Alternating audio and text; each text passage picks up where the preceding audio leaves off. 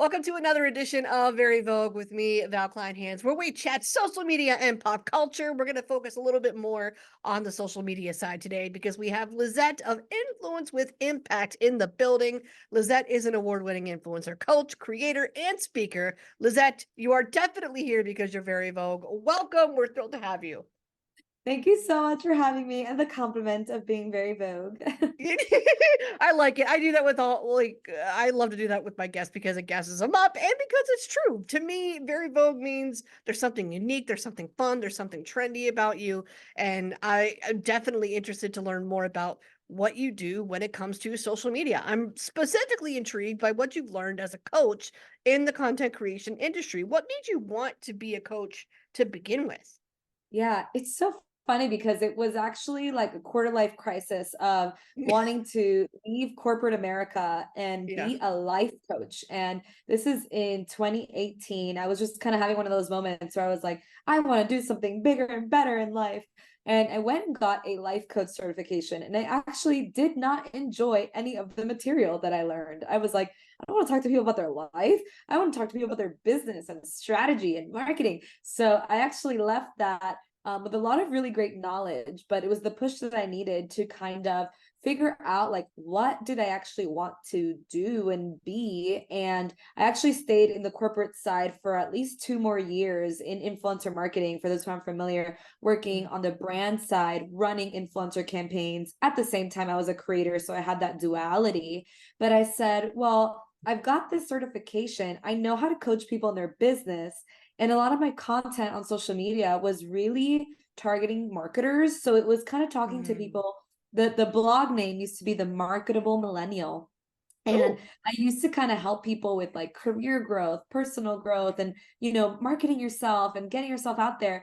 And I said, what if I lean into that, but really focus on creators because that's where my corporate experience was. So I can marry the coaching skill set with the corporate experience of knowing how to help people run a business as a creator. So those two things married. And at the end of 2019, I actually put in my 2 weeks notice at my job. And what is funny is, of course, what happened in 2020, a pandemic Yeah. came and did Yeah. not plan for that. But it actually definitely pushed me to do way more with coaching because coaching was always a side hustle. And I kind of said, I'm going to go like really in on this since a lot of the other projects I was doing as a consultant or as a creator were starting to get a pause, because everyone was freaked out about the pandemic. And it worked out. I really love it. And to this day, it's one of my biggest revenue streams. So, yeah. Yeah, taking the leap is not an easy decision either, but it does make sense for you because you have intel from both sides. You have Yeah. what brands are looking for, and then you have your own knowledge just being a creator on your own. Yeah. How did you reach that decision that this is it? I want to take the leap, and I don't know. Were you financially prepared for it? Did you not care about Yeah. that? What That's was a that process like? Yeah, that's a really good conversation. I think a lot of people assume people just take the leap, but there's always a kind of like risk analysis. Okay. So Mhm. I thankfully, with a corporate job and being a content creator on the side, was able to supplement a lot more income than I needed for my day-to-day living, which helped me create an emergency fund of 6 months runway. So I basically told myself, if for 6 months, not a single person hired me, not a single dollar is earned, fine, I'll go get another job, but I can like survive, for those 6 months, which was the runway I gave myself. And I find that a lot of my clients who kind of do the same thing, when we always make sure you feel financially prepared because you don't want to fall into a scarcity mindset trap, right? You don't want to just Mhm. take the leap and then you're taking anything because we've got to pay bills, we've got to survive and feed ourselves. That's the reality. So we always make sure you have some sort of runway that you feel comfortable, or if you were to be so lucky to have, funds from family, whatever that means. But I definitely waited until I financially felt like I could take that leap. I also was already earning money through these side projects, right? So as a content Mm. creator, I was working with brands. So I was able to already know and anticipate something is coming, right? And the difference with being an entrepreneur is the money isn't 100% guaranteed, right? Neither is a 9 to 5, but at least we know they can't fire me without giving me severance. But you didn't really have that guarantee money was coming, but I had the estimate of what I earned last year. So I kind of used that and said, if that was my salary for the next year, I think I would be happy with that. So that was kind of what really drove into the decision. It's always kind of finances first, or at least in my experience, it was. And then I just wanted to explore what life would be like working for myself. I never wanted to be an entrepreneur. I used to say this all the time. And if anyone out there is thinking the same thing, it's okay. We've been there. And I think what really helped me was in my roles in corporate America, it was entrepreneurial enough. I was building teams. I was building programs from scratch because no one knew what influencer marketing was for a long time. And I was building these programs. So then I thought, if I'm doing this for someone else, why can't I just do it for me from scratch? Why can't I just go help companies by myself as Lissette? Why do I have to be under a corporate umbrella?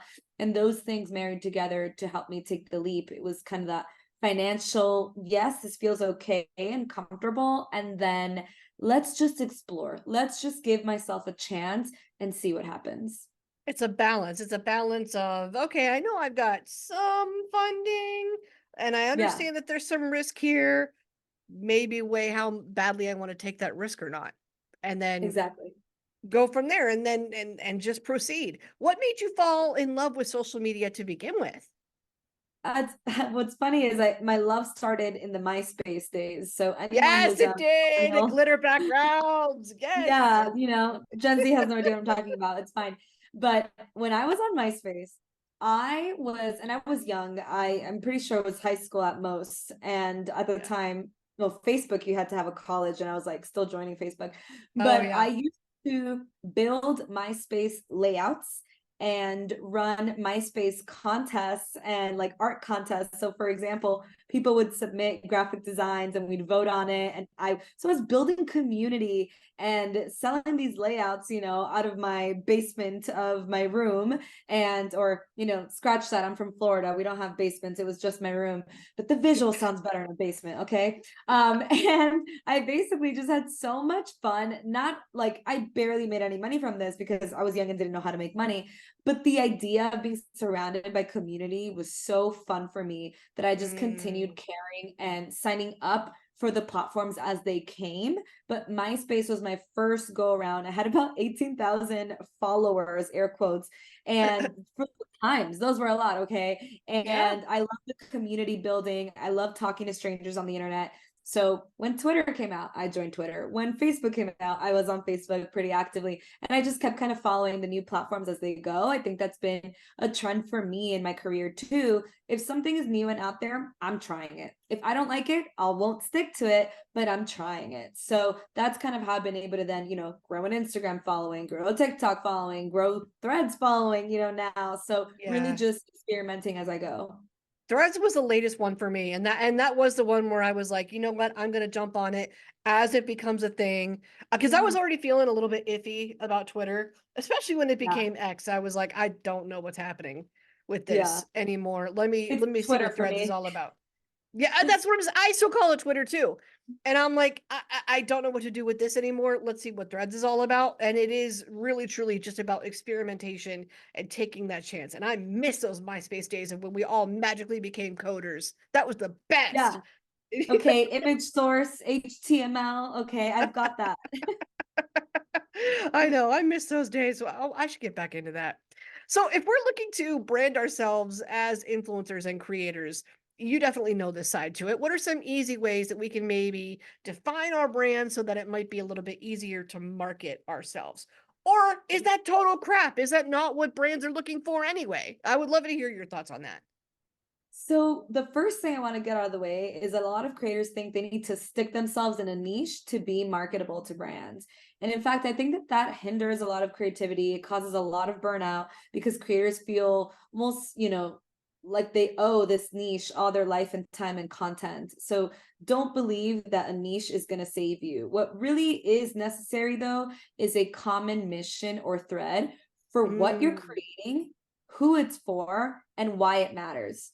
And those three questions, the what, makes you very discoverable. So if brands want to work with you, they're going to look for someone like you. They're going to find you. They're going to hire you.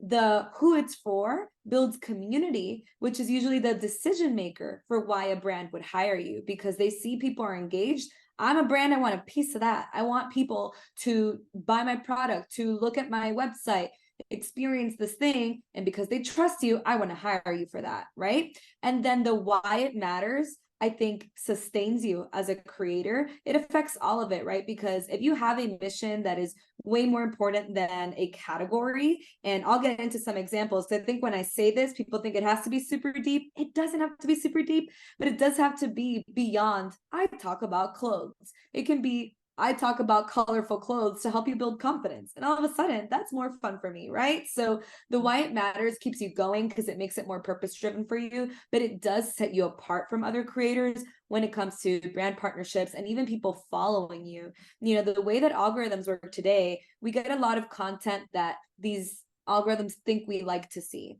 but we don't actually go and follow or explore the person or become committed to a person, right? A creator, unless we align with their mission. I might see a video on my feed that's really fun and cool, and I'll like it. I might keep going.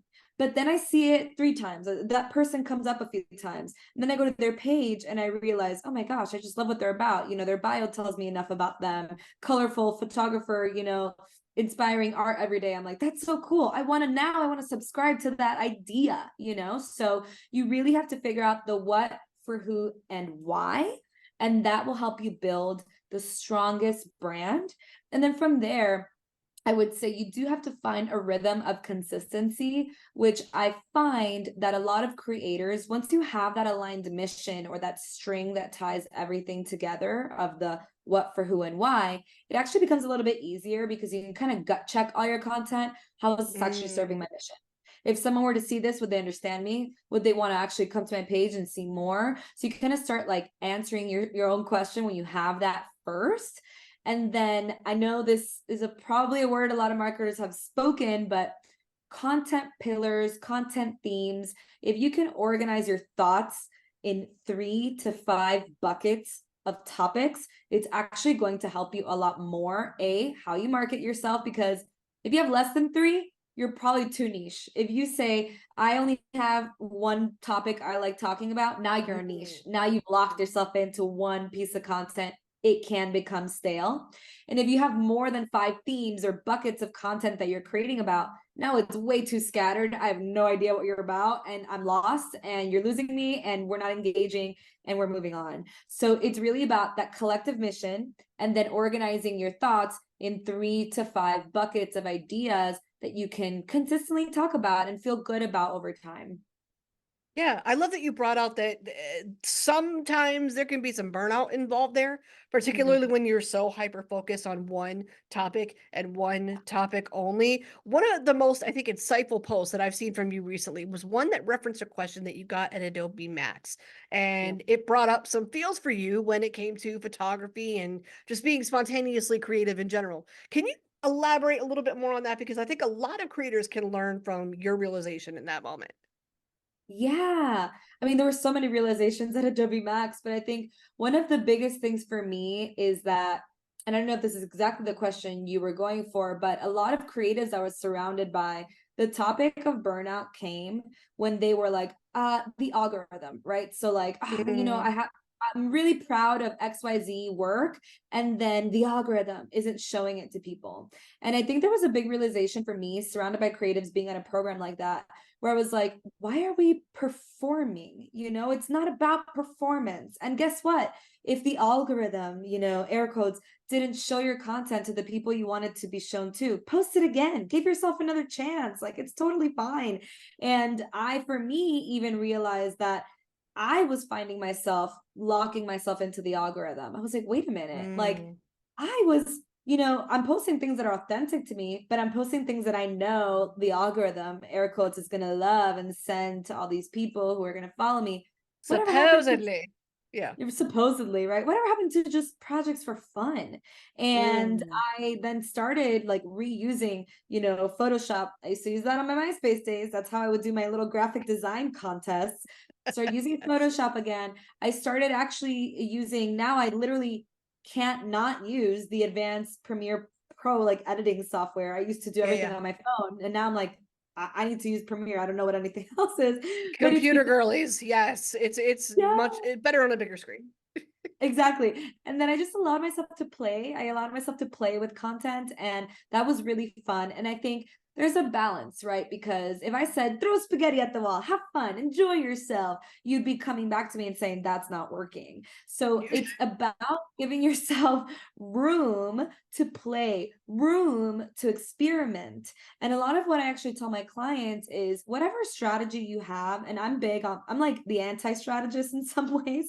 It's a strategy that doesn't have strategy, okay? But when I'm talking strategy, I need experimentation and fun to be a part of it somehow, somewhere. So, for example, I have this personal rule of the rule of 3 platforms. And it's this theory that a solo human being without a team to pay is probably only going to be able to do 3 social media platforms at most. At most, you know, like I can't be on YouTube, TikTok, Instagram, Threads. Like it's too much. So pick 3 and you're good. But how are you picking your 3? Aside from 1 and 2, which are more strategic, your number 3 should be for fun. Threads, for example, I joined, and I don't know if you feel this way too. I was like, this sounds fun for now. I love stream of consciousness. Like, let me just, chat. I used to love Twitter. Yeah. Let me come on in. I had fun. I have 13,000 followers on there now because I was simply allowing myself to have fun and show up. That translated to people maybe coming into my Instagram and checking out my content where they're getting a little bit more strategic, more planned content. It also takes people to TikTok if they want to see extended versions of my rants. So like make the ecosystems work for you, but experimenting is a very important part of it. And it's not a waste because it develops skills. It keeps you feeling happy and not as burnt out. And it allows you to just, learn new things and have fun along the way. So much less pressure too. This past Yeah. year has been your biggest in business from what I understand, and yet you said no thanks to a lot of things too. So what do you think made it what do you think made this year so successful in spite of saying no to particular opportunities? I think saying no really was the real reason that I had a lot more success because what I think a lot of us don't realize, especially as entrepreneurs, right? When you're running a business, you see dollar signs, you're always going to consider the dollar signs, right? And Right. sometimes we find ourselves like making sacrifices. We think, ooh, what a great deal. But then we think, ooh, business is not as, busy this month. Like, let me just say yes to that. So the thing is, when we're saying yes, we're opening up our energy for a lot more and also again a lot more burnout. And I used to be Mm, that way where I would, not say yes to everything, but say yes to a lot, especially as someone who's very passionate about what I do. Sometimes I'd be like, I don't even care if I'm offering a discount. Like this is such a cool project I want to be a part of. And like I would lead with passion a lot. The issue is that I needed to kind of check that passion and say, okay, Lissette, if you do say yes to this, no matter how passionate you are, you will not be able to do the other things you're more passionate about. So it's like mhm. energy management really and understanding like, yes, like I have a certain rate for my content creation, for my coaching. I have a certain rate. I'm building a boundary around that, but not really honoring my boundaries in the past. This year, I honored my boundaries way more. I said no. I closed services that I thought, you know what, this isn't super productive for me. Not because it wasn't making money, because I thought I don't like servicing people this way more than I like people servicing that way. So it was just like Mm. redirecting my energy. And what that did is it allowed me to make other services better. It allowed me to have time to grow my community, which as a content creator always helps grow your income, right? Because you're showing I now reach more people with the same, it's like we're doing the same thing, but now I reach more people. So you get to pay me more. And it was still the most successful year. It was also the first year that I had what I feel was a fully stacked team in business. And a lot of creators, we start on our own because we're making the content, we're everything, we're Yeah. HR. But now I fully have an operations person who keeps things running, a finance person who keeps money being invoiced and taken care of, and then other team members that help with other services to make sure that I'm not the only one servicing all of my clients. Because of course, with content creation, just that piece alone, it's me. I have to make the content. But now can another team member take over editing so that I can have time back to Right. record other content, right? So really just trying, it's the first time I felt like I actually had a fully stacked team of people that would help, which for transparency's sake, that does of course mean I'm making the most money I've ever made, but I'm paying the most I've ever paid. So I actually started a series just to be super transparent about that, because our business is over 500,000. My expenses are 20, 40K sometimes, like depending on how big the season is. So really being transparent about that so people understand with more team comes more expenses, but it's okay because we're growing, and it really does feel like there's a good trade-off. It's an investment. It's probably the best Yeah. way it sounds like building a team is an investment into your company, you, if you're the Yeah. product, whatever it ends up being. I mean, that's been a dream of mine to always have. I would love to have someone do more of like what you're talking about, like have somebody do the admin stuff, the scheduling, the planning, email responses, things like that. Have somebody take that over and then just have me be like the creative, or me be Literally. the podcast host. So at what point did you feel like it was okay to think about adding on team members and getting Yes. that plan in place? To be honest, the first time was I was so burnt out, I just needed help. And I think we all Yeah. kind of get there. Yeah. I really hope people listening to this will not let themselves get there. But this is how I built up. I like to say mistakes create SOPs, create standard operating procedures. So every time I make a mistake, I'm Mm. learning and I am systemizing so that other people can learn from it.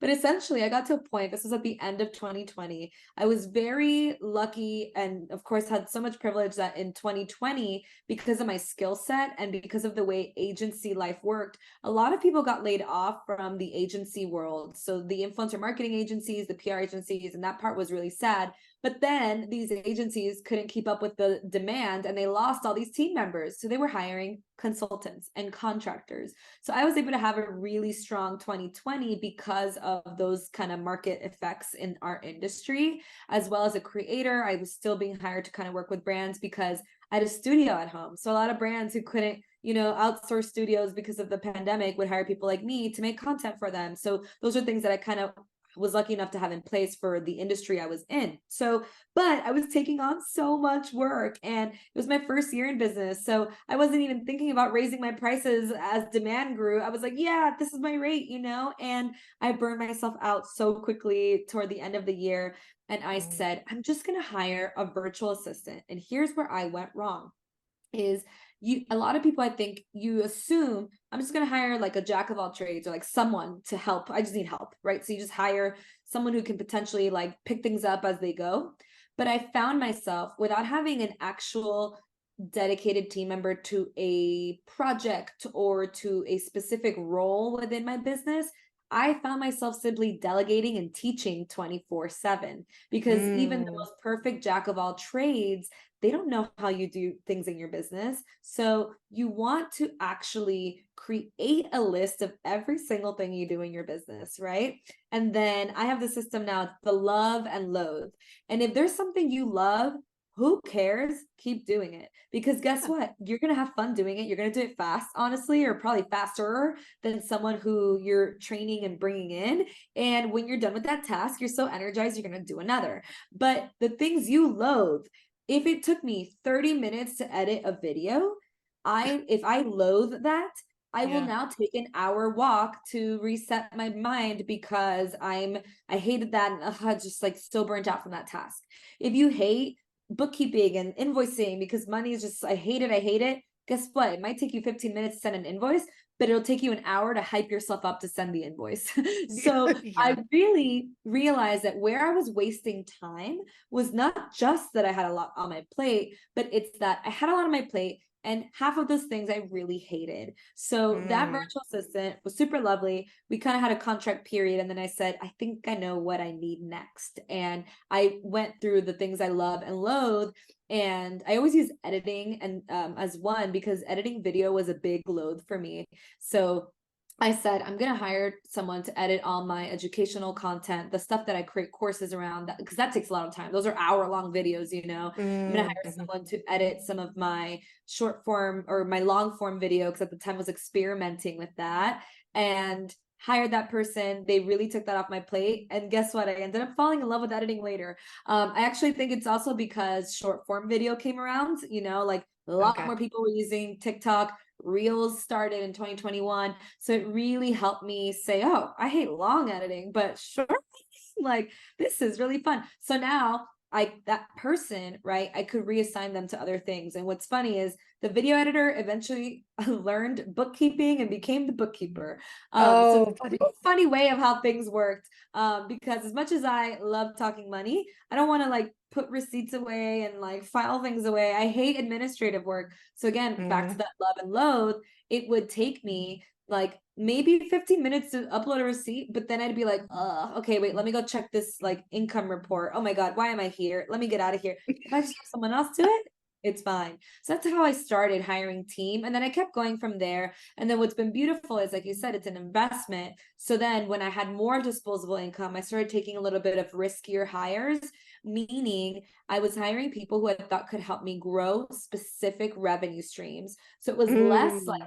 I have this task, take it off my plate. It was, I have this idea, this project. Would you join on board so I can launch it together? I have this potential idea for clients, but I need your skill set to come service them. So it's very specific to like my own services. And I think anyone can relate to that. Like if you have a business that revolves around, you know, teaching new parents how to do XYZ, you might hire the virtual operational person because you hate setting up the course and you hate setting up the membership.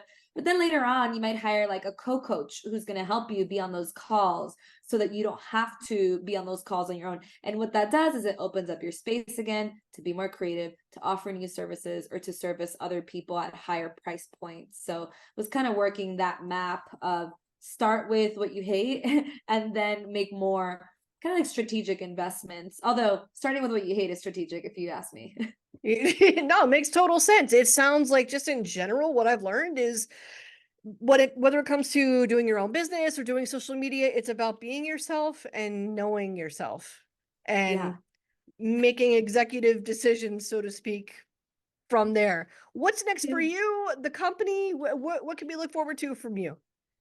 It's such a great question because 2024 is going to be a very big life change for us. Just a lot of personal life is changing, which is going to require me to take a step back from being the face of the business. So Mm. now we will walk into year 4 of business, or I guess 2020 being first year 5 of business.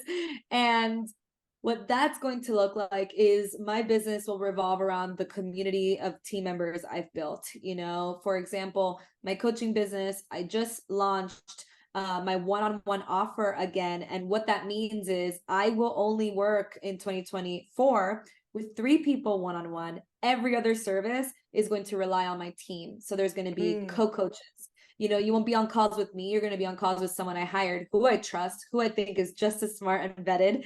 And instead of always being me, which I think in the reality, right, year 5 of business, that is where you want to be as a business owner. As you keep growing, you've built this, you have the experience, you have the decades worth of work into this. You get to take a step back and let your team run things while still compensating yourself fairly for what you've built. So I'm really trying to create a model in that way where people can still work with us. But when I say work with us, now I really mean us, because for so many years, it was me as the face of the business. And if I want to grow and scale, I'm a human being with very Yeah. limited time, you know? So, and as you're running a business, you have many moving parts. So if I can take a step back from the day to day, I can then grow other revenue streams, which is beautiful because when I grow other revenue streams, my team members also reap the benefits. We have someone who's been with us for 3 years who's gotten, you know, year over year, amazing salary raises because we're able to make more revenue through our collective efforts. So I really love just building now and, you know, working with a team, being able to help people feel financially free. And it's something that I'll definitely, you'll notice a shift in business. Me as the personal brand will get even more personal because my business can live on its own. So if you're here to talk creator stuff only, like, you could stay here, but you might want to follow Influence with Impact because that's where it's going to feel very creator heavy. And over here, it's my experience as an entrepreneur, but I'm going to do less teaching and more existing. I love it. Love it so much. Can't wait to see what's next. Lizette, thank you for your time. Thank you for your wisdom. Thank you for being with me today. Thank you for having me.